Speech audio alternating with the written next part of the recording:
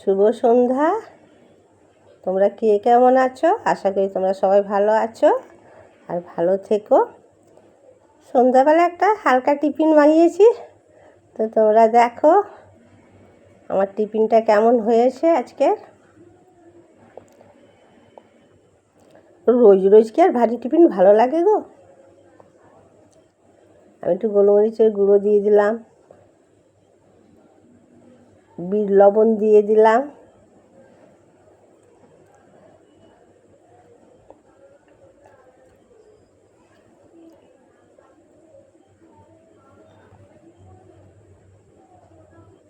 তোমরা কে কোথা থেকে দেখছো একটু কমেন্ট করে বলবে।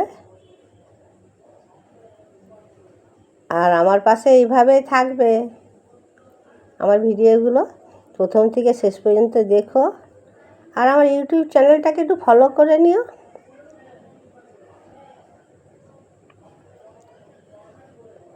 তা আমার রেডি।